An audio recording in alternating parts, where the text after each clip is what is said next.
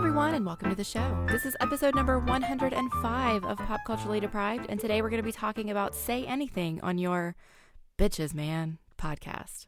I'm Andy Kay. And I'm Matthew Vose. Happy February? Yeah, it's happy end of January. Yeah, Okay, sure. Okay. Podcasting is time travel. Remember that. Say anything. That's a good start for a No. podcast, isn't it? What we do? ... Oh, yes. We are talking about this movie today. Yes, iconic, you could say, from an iconic director, certainly. Why have you not seen this film before? Because it's from the 80s, man. Hmm? I mean, honestly, that's it. Because we've talked previously when we talked about Grosse Point Blank that I am a big fan of John Cusack now. But I didn't discover him until the late 90s, early 2000s. And then I just kind of never went back to see his early material because it's from the 80s. Okay. And I'm just like, it was old, you know? Mm-hmm. That's really all I've got because this is, it's a kind of a quintessential teen type movie.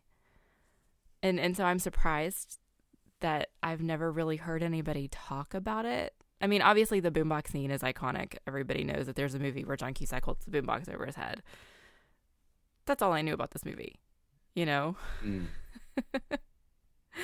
So it is another one of those films from that era that speaks to the American experience quite strongly, because I think it's not iconic or referenced over here in the same way. okay.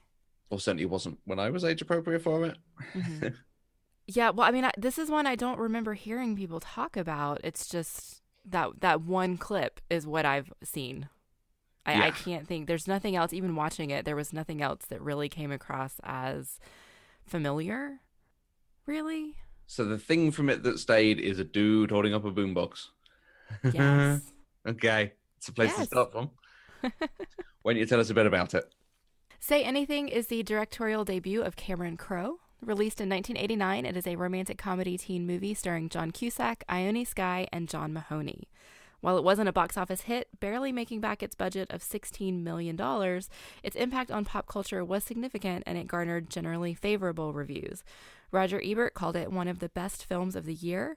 It holds a 98% fresh rating on Rotten Tomatoes, and EW has ranked it as the greatest modern movie romance. Now that EW ranking, is that the one from 2002? Yes. Don't call Okay. me out on that. that I don't think included Beauty and the Beast. That's why I also worded it kind of ambiguously and said EW has ranked it. See what I did there, right? I do indeed. Oh, foolish me for bringing that up. Yes, I think they had Annie Hall as number 2, which I bet that's not rated as highly anymore. Oh, I haven't seen it, but that's a Woody me Allen neither. film, right? Yes, Woody Allen, and we try not to watch his films. That's right. Yes, because EW did seem to have done another modern romances about 7 or 8 years later. I think the same sort of criteria, last 25 years and so on. Say Anything was down to, I think, number 9 on that list. And Okay. it only occurred to me about Beauty and the Beast because Beauty and the Beast was now number 1. So in the intervening time, it has become, how would you say, a tale as old as time? Oh, Matthew. Mm. Oh, I do not like IMDb's synopsis of this movie. Oh, I'm going to say it, but I don't like it. okay. A noble underachiever and a beautiful valedictorian fall in love the summer before she goes off to college. I mean, yeah, but Hang on. also not really. Right? I mean, there's a lot more to this film than just that. That makes, if I read that, I'd go, woof. Like, I'm not going to watch that, guys. Right, exactly. Hey, give me some detail about, like, tax evasion, and then we're talking. Okay, well, this one doesn't have tax evasion in it either, but it's closer to the mark. Okay. In a charming, critically acclaimed tale of first love, Lloyd, an eternal optimist, seeks to capture the heart of Diane, an unattainable high school beauty and straight A student. It surprises just about everyone when she returns the sentiment. But Diane's overly possessive divorced father doesn't approve and will take more than the power of love to conquer all. I like that. It's definitely closer. I like having the definition being about first love, because yes, that's the crux of it. Yes. Nice. Okay. How were you able to watch this film? It is only available to rent here, so Amazon it was. Okay. Over in the UK, Sky Cinema have it. I couldn't find it anywhere else. Right. So Cameron Crowe directed, starring a couple of Cusacks, a Sky, a Mahoney. What's your experience of all the people? The only other thing that I've seen that Cameron Crowe has directed was Jerry Maguire. Okay. Oh, really? Yes. Ah. Was I supposed to have seen more? Maybe? Because, I mean, his filmography is not huge. No. I think he's I would have done a expected lot. you to have seen Vanilla Sky, Fast Times. No, Fast Times at Ridgemont High is on the list. We haven't seen it yet. Okay. I haven't seen Vanilla Sky. I remember when Elizabethtown came out, but I don't think I ever watched it. Yeah, that feels like a very you sort of film. As does the classic We Bought a Zoo. Yeah, no, definitely haven't seen that one. Matt Damon and Scarlett Johansson. Mm-hmm. Yeah. His filmography is not extensive, and No, that's true. I've only seen Jerry Maguire, so. Okay. We've previously talked about John Cusack, and, we just talked about him a second ago. We've done him on the show for Grosse Point Blank. Ione Skye, nothing else. I mean, she did apparently have a supporting role in Wayne's World, which we've done on the show, but I wouldn't have been able to pick her out. She was Rob Lowe's girlfriend through the adverts at the beginning. Yeah, no idea. Yeah, there was so. someone there, but I was looking at Rob Lowe. Pretty much, yes. And then John Mahoney is Frasier's dad. Yes. Yeah. Yeah. And he is one of those actors, he crops up in a lot of things. He's had a pretty good career. Mm-hmm. But yes, you're always looking for that. I feel like he was even in The West Wing, and again, it felt like basically that. Mm-hmm. Was it The West Wing? It was something on those lines. I couldn't tell you. Oh, no, he is in The American President. He's in the movie West Wing. Oh, yeah. No, I haven't seen that. Oh, okay, it's good. It's Aaron Sorkin. It's good. What can you say? We do have another Cusack in there. It's always nice to see Joan Cusack on screen. Yes, and apparently she did this completely unbilled. She did it as a favor because this was right after she got nominated for the Oscar for Working Girl. Ah, okay. Nice tie-in to recent PCD episodes. Okay, so having now seen Say Anything, did you enjoy it? I liked it. High School Mandy would have absolutely loved it. Okay. What's the difference? Other than time. Well, I think it is that aspect of time, that perspective of growing up, and this movie is very much from the perspective of, as you said earlier, first love, and it's so fairy tale, but in that it's like a mundane fairy tale, which sounds weird to say that. It's so predictable, it's almost boring. Okay. But at the same time, it's a wonderful love story, and they end up happily ever after, kinda.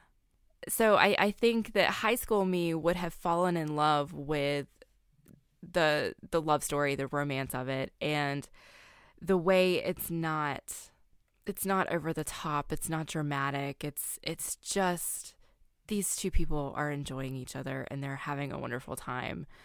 And older me watches it and thinks high school kids don't actually act like that, and it's kind of boring. In your movies, you want some sort of actual conflict to happen. Okay. You're watching it as a movie as well as a story. Yeah. Okay. Yeah, I think so. I mean, I liked it. I did. It was sweet. It was very sweet. You have no one to defend it to. I fairly liked it. I can see some of the good stuff in it, but like you, it sort of came and went a little bit. Mm-hmm. Because there was no, there is conflict, but isn't hugely interesting. I think for me, okay, so I'm jumping ahead a little bit here, but one of the things that stands out is the characters are all really realistic. Mm-hmm. Like, I can believe them, and I can see that, yeah, that's a dude I would know in school, in university, in college. The parents act in the right way. I think Roger Ebert in his review talked about the father is not the sort of bumbling middle-aged man who doesn't know what's going on. Mm-hmm. A bit like the parent in like a Clueless or something. Right. Or Mean Girls. He actually has a clue. He actually has a dialogue with her. The other parents and things that you see happening, it feels all very realistic. That, I think, is where it loses a bit of interest, because a good movie, you want colorful characters and, you know, larger than life situations and big stories. Mm-hmm. Watching realistic people on screen is, oh, it's okay. Yeah, a perfectly well-adjusted, happy girl who has a fabulous relationship with her father is just not interesting to watch on screen. Yeah. You want somebody who has a bit of a tragic backstory. And she has some of that, but they've kind of all come to terms with it, so that's okay. She made her decision about who to go and live with, so that was okay. The mother doesn't show up, so it's not like there's any particular now the mother's interfering in her life too, right? And there is a sense of this being like, oh, kind of summer fling, you know, she's got nothing to do for the summer, so she might as well get to know the kids a bit more and see a boy and then go off and do her thing. Luckily, the IRS turns up to give us a bit of conflict and change the tone of the story. There are heroes of the piece. Oh, okay, that's a little harsh. Before we dive too deep into talking about maybe some of the reasons this wasn't the most wonderful movie that we've ever seen, I want to pull in a counterpoint from one of our friends, Anya. She sent an email about this movie because this is one of her favorites. And so I wanted to pull out the reasons that she loves it. She's given some really good points that I think are some of which we were going to talk about. But I want to get that perspective of someone who just absolutely loves this movie, since that's not really coming from either of us right now. Okay. So Anya says, Say Anything holds a special place in my heart. It was the first DVD I ever bought and the first rom-com I ever loved. First, I love Diane. She's a smart, nerdy young woman, and that's presented as not just an okay thing, but a good thing. She doesn't get a makeover or seek validation from the popular crowd. The Brat Pack movies all revolve around high school social dynamics and the popular crowd, and this movie beautifully sidesteps most of that by starting just as they graduate. Diane is smart, confident, ambitious, and the core conflicts have nothing to do with her doubting herself. Second, I love Lloyd. He's also nerdy and a beta male, and that's presented as okay. I love his countercultural inclinations and that he's still trying to figure it all out. The scene where he rambles about not wanting to sell, buy, or process anything cracks me up every time. I love that he's less traditionally successful than her, but he's a generally good person with a lot of empathy and emotional intelligence. He's not submissive per se, but he supports Diane wholeheartedly and takes his cues from her. He's comfortable in a supporting role, and it doesn't threaten his masculinity or sense of self. Third, I love that the romantic conflict is central to the movie, but ultimately subservient to the bigger plotline about growing up. Romance is the core conflict for Lloyd, but for Diane, the core conflict is about finding out that her dad, the person she counted on and looked up to most in the whole world, is not who she thought he was, and the disappointment and confusion that follows. I love how she processes her emotions and uses her functional romantic relationship to help her deal with tough life stuff. I love how she sets clear and firm boundaries with her dad. Compared to most rom-coms, I think it shows romance in a healthy and realistic way. Romance is a powerful and meaningful feeling, but it's not everything, and ultimately it fits in with who we are as people in our other relationships. These three core elements, Diane's character, Lloyd's character, and the way the romance serves the larger coming-of-age story, are what I love most about the movie, and what made it seem so surprising and refreshing to me the first time I watched it when I was 12 or 13 years old. She ends her email by saying, there's something else about the structure and perspective of the movie that I find interesting and unusual, but I haven't quite figured out what it means. Most of the movie, especially the early parts, are from Lloyd's point of view, but then it shifts more to Diane, and the climax of the movie is all about her. This was Cameron Crowe's first movie, and it definitely feels like a love story from the perspective of a young man, but I think Lloyd and Cameron in the movie really see Diane as a full character and never reduce her to an object to be obtained or dominated. Even when Lloyd is doing problematic stalky stuff, it's not about possessing Diane, it's about being with Diane and supporting her and her agency, as the end of the movie emphasizes. Yeah, that end piece definitely stood out, that this is not really John Cusack's movie. Mm-hmm. he is the leading man, and his character is the inciting incident. But it is utterly about Diane. It is her choice about whether to go out with him, to go to the party, the conflict with her father saying she should break up with him, her following her father's wishes, but realizing how much that's hurting her, and then the relationship and the issues with the father. I mean, he falls away very much, and we have some of the side plots and things about him trying to figure out how to deal with the rejection, the breakup. But you could very much do this. I think you'd probably need to give her some sort of sidekick type character, or a diary, or a voiceover or something, so that we could explain it more. But we could spend this whole film following her much more. Yeah, I do wish that we had gotten her version of Corey. Because we had Lloyd's friends, the three girls who I really, that's a whole other issue. I don't really understand why they're in this movie. They bring nothing to the movie except to add filler and lines and whatever. But we got them to show that Lloyd has other people in his life. And I wish that we had that with Diane, but I think part of her character is that she has such a good relationship with her father, and she's done so well in school at the expense of having that social life, and that's why she doesn't have those friends. But it would have been nice, even as you say, to have had like even just a journal or a diary, something to help us see more of her internal conflict.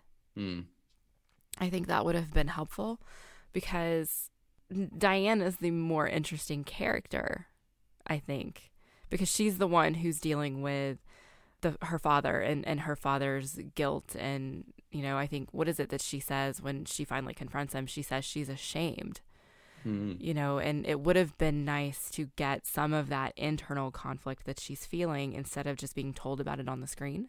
Yeah, because certainly part of the good of her, and there are times the film leans into her being a goody-goody two-shoes, are that she loves working at this old person's home and taking care of people and interacting with people in that way. So, in fact, you could have made one of those her confidant. That would have been interesting. Have one of them be, again, Jessica Tandy or someone. Well, and they almost did when they had her introduce Lloyd to Bess. Because Bess already knew who he was, so obviously she's talked to her before. But then nothing came of that. But yeah, I like that that's a character thing, that she enjoys working there and excuse me, enjoys the good in the work. And so she's ashamed that her father has corrupted it. Yes. And that is nice. And that is a very legitimate thing.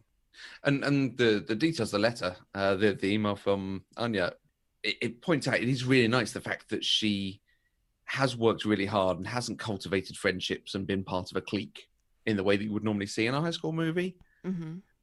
But yet when she goes to the party, everyone's like, oh, hey, it's great to see you here. We wish we got to know you more. And that's what everyone writes to her. But it is a very real thing. It's not just words. She's a nice girl. She even addressed that herself after the party when she says, nobody knew me before tonight. They knew of you. Now they know you. Yeah, but I feel like I fit in for the first time, Like I just held them far away from me, so they did the same to me. Yeah. Because she actually got to talk to people instead of just be somebody who is around that people are looking up to. Yeah. And that it feels very realistic. That's the sort of thing you get. You don't get the trope of, ugh, what is she doing here? Right. She's the plastics or something like that.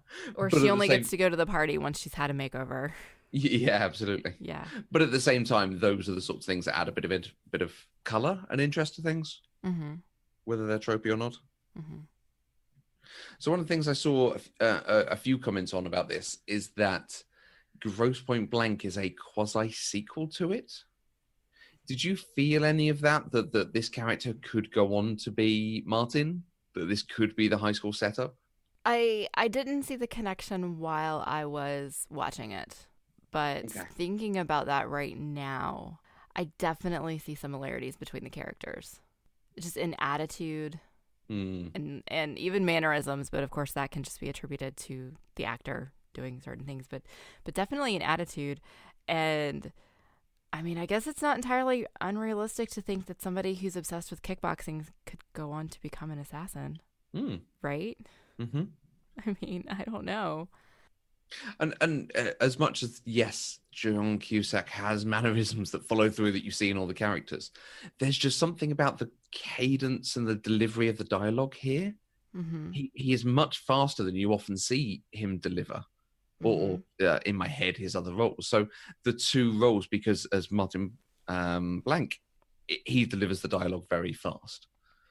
So it felt like very much he was channeling a lot of the same sort of characterization in it, which is probably why that thread seems to exist, even if it isn't there. Mm-hmm. But I did enjoy it.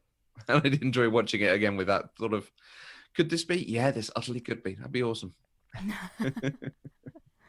I would be curious to look and see if he's ever responded to those sorts of questions. Has he ever said anything? Was he channeling Lloyd when he was being Martin? I wonder if he even got questions when Grosse Pointe Blank came out. Maybe that would perhaps be interesting to know. I wonder.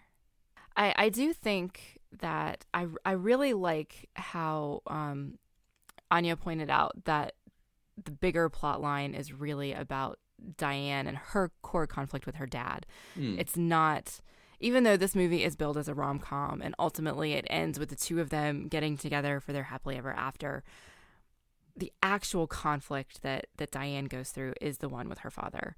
And watching her relationship with her father throughout the whole movie and then ultimately watching that relationship break, I think was one of the best parts of the movie. I think her relationship with her father was wonderful. The end of it with her essentially breaking up with him was heartbreaking.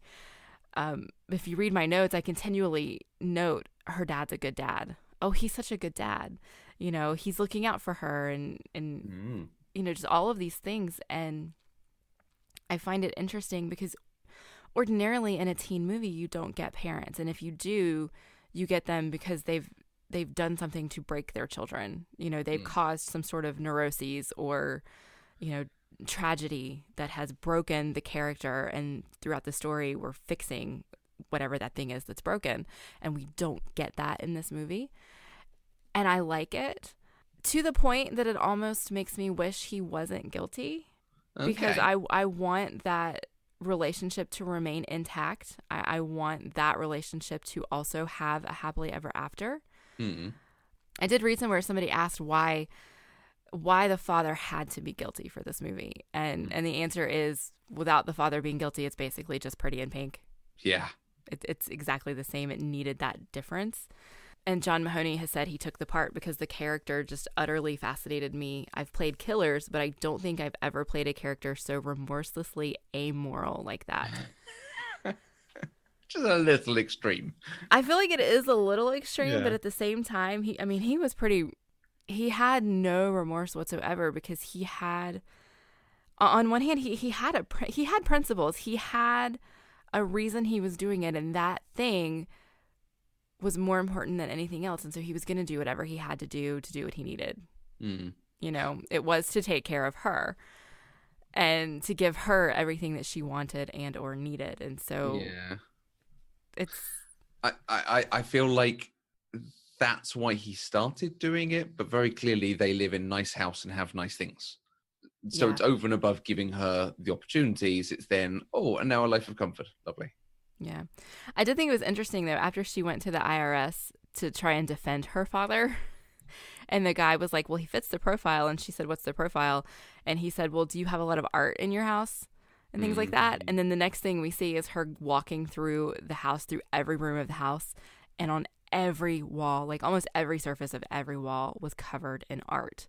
And you didn't really get to see that as much in the dinner scene because they focused so much on the jukebox and then just the actors, the characters who were around the table. But in that walkthrough when she was going through the house, that's such a nice attention to detail that really plants that seed. Because at first I thought he wasn't guilty, but then I started to see those things, and it's like that's a really nice way to kind of show it before we actually get to the reveal. Yeah, that he is. Because I questioned. Did you question, or did you just assume that he was guilty the whole time? I assumed there would be something. The bit that surprised me was the punishment. I assumed there would be even more of a deal and he would just basically be going free. It would actually end up having no impact. But by the end of it, it's like, oh, no, he's been locked up. Wow. Yeah. You mentioning the IRS guy, Philip Baker Hall, it is worth calling out because he's one of the great actors. Anytime he pops up in a thing, it's like, oh, cool. The film's got a bit better. Hooray. Okay. I like seeing these sort of short pieces and cameos where you go, oh, yeah, a genuinely good actor's turned up. Mm-hmm. Yeah, I liked seeing Lily Taylor show up as his friend Corey. I didn't know that she ever did stuff back when she was young, so it was nice to see her. I see her in a lot of things now, but I don't think I had ever seen her in anything when she was this young, and so that was fun to see. Yeah, she's clearly been a jobbing actor for a long time, and now is getting her awards. Good on her. Hooray. Okay, so I have to ask you a question. Okay, go on. Why do you think that boombox scene is so iconic? Because it didn't even work. Like, he did this grand gesture to try and get her back after she broke up with him, and she didn't come outside. It cuts to, like, away from that scene to them just doing their own separate things the next day. Nothing came of it. I mean, yes, they ultimately get back together, but they didn't get back together because of this grand gesture. So why is this the thing that people remember about this movie? If I'm honest, I think it's because it's so laughable. Because it's just such a rubbish thing to do. And there's the sort of comic trope of, hiring a band or doing some big stagey thing. He has literally gotten a tape on a boombox and stood there holding it. It is almost the least he could do is turn the car radio up. The second least is hold up a boombox. Well, it would have made more sense if music had been a large part of their relationship, and I think prior to this, we had seen, obviously he likes music because he had the tape player in his car that he had to fix the tape on his way to graduation to get it to play the music really loud. And she was in his car at some point and the song came on and she said, oh, I really like the song. But that's kind of it. Yeah, because it's the same song that they first get together to. Mm-hmm. So he's trying to evoke some of those emotions or show that he's still there and a part of her history or something. But right, but it was just such a throwaway line. Like, if music had actually been something that they enjoyed together, it would have had more of an impact for me, I think. Yeah. It just came across as, like, I was honestly shocked at the context of the scene and how it played out in the movie, given how popular it is. We were expecting she would jump out the window and run to him and kiss him. Yes, absolutely. I expected that to be the thing that gets them back together, because she knows that she loves him. She shouldn't have broken up with him. She's in pain. He's in pain. Okay, great. He's going to let me back in even though I hurt him. Let's go do this thing. But no. Yeah. We just cut. Yeah, this is not a film where the grand gesture is a thing. It tries. I mean, he does write the letter. Yeah. He does the boombox thing, but... and that was something that someone, Susie Hula, said on Twitter about this. She was like, forget the whole boombox thing. She used a different word than forget. Forget the whole boombox thing. This is what breaks my heart. And the pen, essentially, the fact that she's trying to be nice and say, hey, I want you to write me, so I'm going to give you the tool to do that, and it's going to be a thing that forms a connection between us. Mm-hmm. But actually, he's like, a pen. Yay. Yeah, pretty much. And jumping us through to things that we love about this film, I do love that she then gives the pen to her dad at the end of it. This pen has become the symbol of breaking up with someone, and breaking up with someone in a not very good way. Mm-hmm. And the fact that she leaves her dad at the end with, like, and now you can have the pen.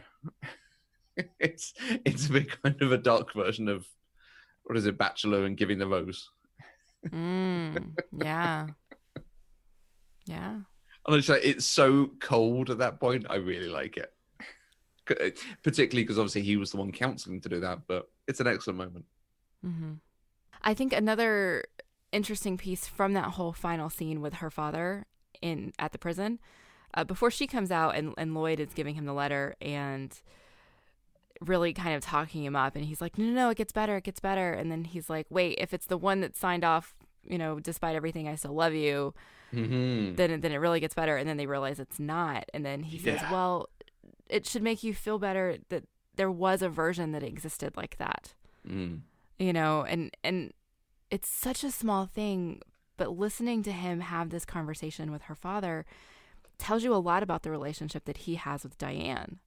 Because that means that she was confiding in him, that she was writing these letters with Lloyd there. Lloyd was privy to the things that she was thinking and feeling and trying to kind of hash through all of that. And then he's the one who actually goes to see her father. And I think even though it's not on screen, that those are definitely signs of a healthy relationship, which is not something you normally get from a teen high school romance. Yeah. Or summer after high school romance. I liked it. I thought that was definitely different. They did a lot of subverting high school teen movie tropes in this movie. Yeah. Yeah, and that again, it speaks to this being the start of someone's career.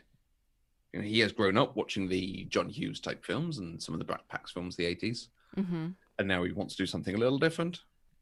Were there other things that you particularly enjoyed about it? Things that you loved?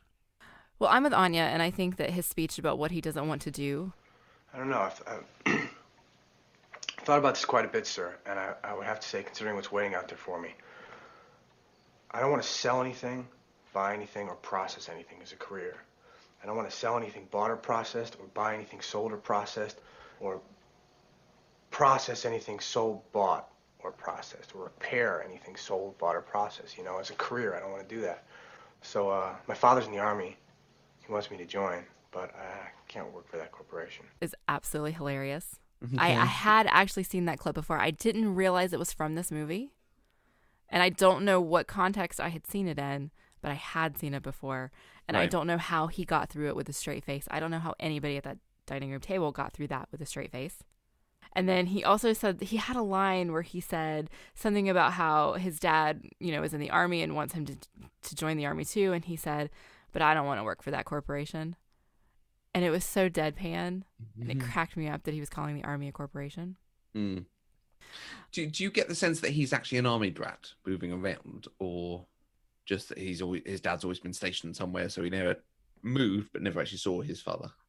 Honestly, they don't really give us enough to tell. I think I feel like some of his countercultural personality kind of lends to the idea that he is an Army brat who's moved around a lot, but his close friendship with Corey and the other two girls, I cannot remember their names. I'm not even sure they both had names. DC is one, yes. The other one, I can't remember.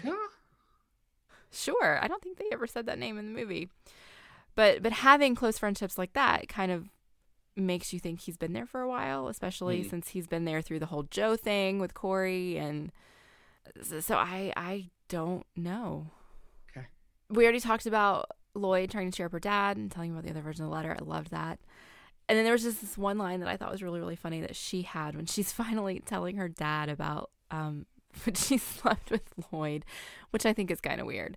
But she's going through all of this stuff, and she ends with, so I decided not to sleep with him. And then I attacked him anyway, with this gigantic grin on her face. I thought the delivery of that line was spot on, spectacular, and I really, really liked it. I mean, Ione Skye she's a good actress, but it's hard to be a good actress when all of your scenes are against John Cusack or John Mahoney. Yeah, absolutely. Honestly. And this line, she absolutely nailed. Nice.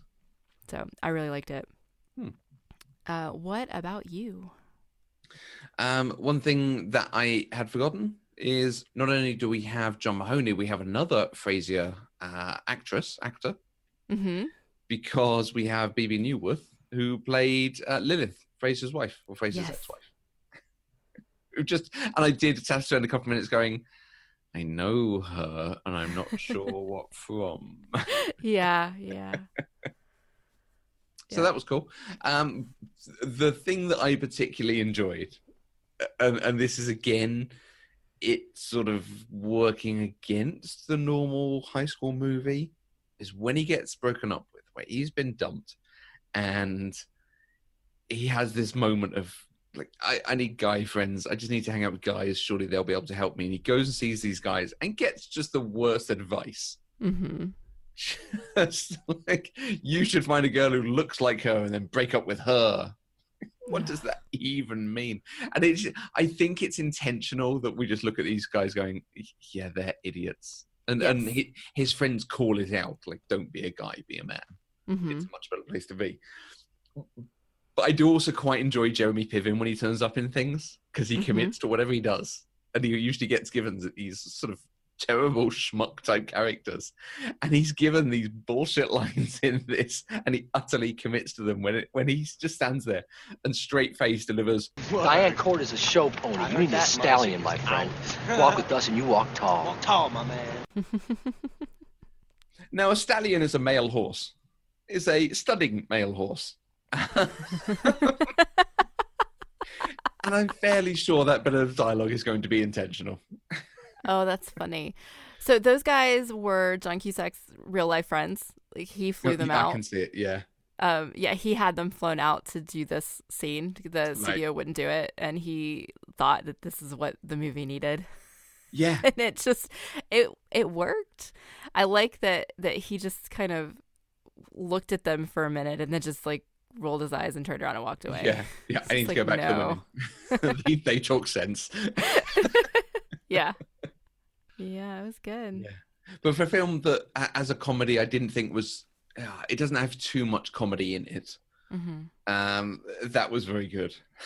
Yeah, that was the sort of ridiculousness that I quite enjoy. So, all right, before we sign off, is there anything else that we need to discuss about Say Anything? So the film has an interesting ending, I think. And I've gotten us here a little bit quicker than we perhaps might otherwise have done, because I feel like your answer at the beginning about watching this as a younger person, watching this as an older person, and the way you view it changes your reading on that final scene. They're taking off. She's petrified of flying. He's trying to calm her. And he says, once the light goes off about the seatbelts, we know it's all fine. And it's just them staring, waiting for that light to go off. Mm-hmm. Did you have any thoughts about the final moments that the film is giving us? About, do they have any deeper meaning? Does it imply anything about what's coming for them? Did it evoke any reaction in you? All three answers at once, please. My initial reaction to scenes like that is always, oh, they live happily ever after. Because it cuts to black right after it dings, and so everything's okay. They're together. They're going to England. They're going to spend the rest of their lives together. It's great. Okay. But they just graduated from high school. Mm-hmm. He has no prospects for his future. She wants to study. You know, in real life, this is not going to last forever. But they're both going to get a really great life experience out of it. I think it is somewhat reminiscent of the end of The Graduate. Yep. The Graduate ends with what's his face and what's her face. It does indeed. Sitting in the back of the bus, driving away after she walks away from her wedding. Mm-hmm. And this, I feel like this felt more hopeful than the end of The Graduate did. Mm-hmm. But they're very similar in the future is open and you don't actually know what's going to happen. So do you think you would have read that purely that first way if seeing this at an age-appropriate time? Oh, if I had watched this in high school, I absolutely would have felt they're going to live happily ever after forever. Okay. High School Sweethearts absolutely work. I think my final thought in my thoughts doc was this was the most perfect teen movie ever. Okay. Because from a teen perspective, it did a lot of really great things that I wish more movies had done that I watched when I was a teen. You know, it didn't do a lot of male gaze stuff. It didn't have to make Diane lose her agency or do silly things to win the guy. You know, she had a good relationship with her father, and she still ends up with this really good guy at the end without having to do these like acrobatics like you see in things like 10 Things I Hate About You or A Cinderella Story, any of these, She's All That. You have to go through the whole makeover process and become somebody you're not in order to become yourself, which is what we usually get in teen movies, and we didn't get any of that here. So I wish that High School Mandy had movies like this to see. Yeah. But at the same time, Grown Up Mandy thinks it's a little bit boring. What do you think the writer and director want us to take away from that ending? Do you think they're looking for us to watch it and go, oh yeah, is this a relationship that's going to make it? Do you think that he's framing that in such a way that invites the question? I think it absolutely invites the question. For it to build up so much the way it did, as soon as it dings, everything's going to be okay. Any minute now, it's coming. It's going to be okay. And then finally, ding, cut to black. Mm-hmm. I think that's absolutely, he's trying to say everything's okay. At least in this moment, everything's going to be okay. Okay. And do you, Miss Mandy Kay, do you think this is a relationship that will make it? No. Okay. I want it to, but no, I don't think so. It has no substance to it.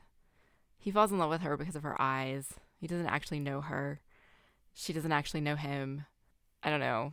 We don't see enough of their characters interacting to see them really get to know each other. Although that is something that we didn't talk about. One of the things I noticed about this movie is the passage of time is odd in this movie. And so I feel like that he was trying to show us that they were spending a lot of time together and getting to know each other.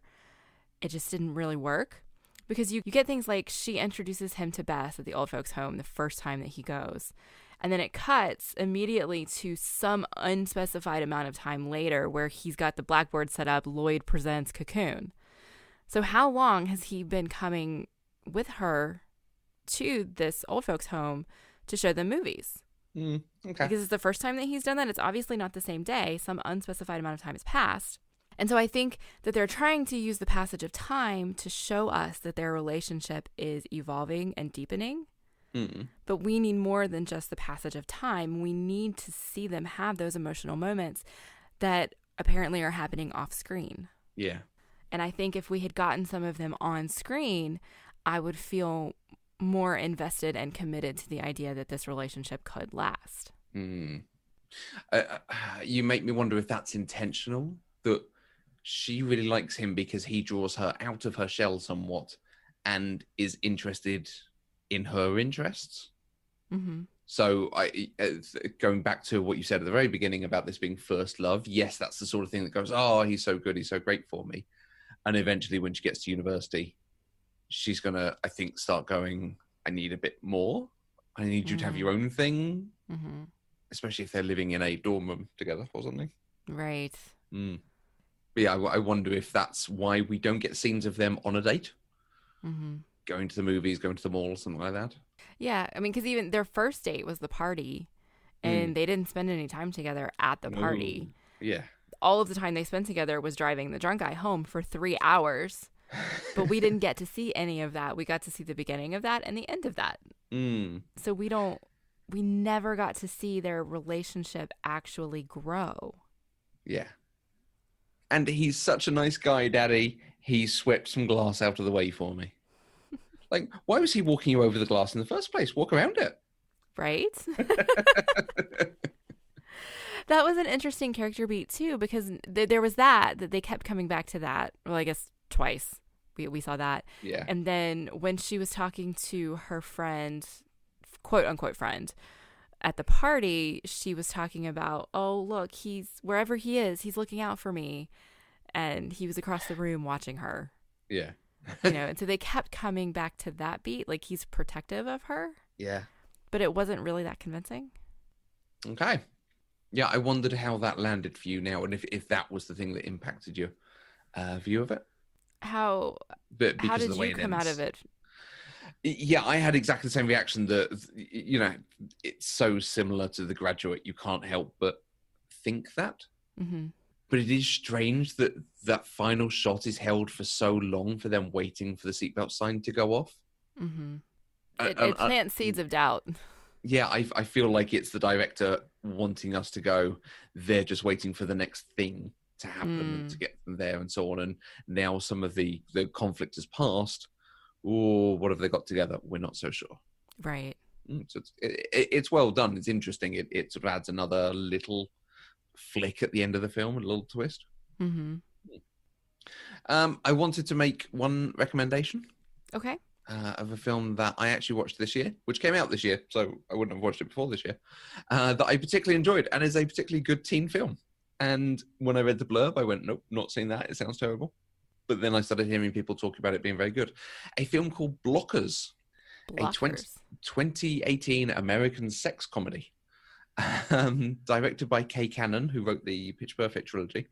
It is about 3 girls graduating high school who decide at prom they will lose their virginity to boys. Not to each other, to boys. Right. Their parents discover this is their plan and on prom night set out to stop them. Oh, that's right. I remember I've seen the trailer for this. Sounds terrible. I heard that and thought, okay, I would have enjoyed that at the time that I was utterly age appropriate to enjoy American Pie, and now it's probably going to be awful. But people started saying actually it's quite good and it's got some good stuff in it. So it came on Sky. We watched it. It is very progressive. It is very well done. It does some really good stories. Okay. So if we're talking teen movies that are worth watching, I would recommend Blockers. Okay. I'm fairly sure it's going to hit Netflix and places soon. Cool. I will be on the lookout for it. And there we go. All right. Ta-da. Well, if you would like to join the conversation, you can use the hashtag PCDeprived on Twitter. You can find us on Twitter, Facebook, and Instagram at Eloquent Gushing. You can email us at podcast@eloquentgushing.com, or you can leave us a voice message at speakpipe.com/eloquentgushing. You can find us both on Twitter. I'm at Mandy Kay. And I'm at Matthew Vose. Pop Culture Deprived is 100% funded by listeners like you through Patreon. Anything you can give, even $1 a month, gives access to exclusive content and helps to support the network and develop new shows. To find out more, visit patreon.com/eloquentgushing. And don't forget to visit the homepage, eloquentgushing.com. You can find all our other shows and our blogs and our videos and all the other stuff that Mandy mentioned. Come and talk to us. We like to talk to you. Hi, it's almost February. We'll be back next week with another episode where we'll talk about Rocky. Until next time. I'm Mandy Kay. And she gave me the pen.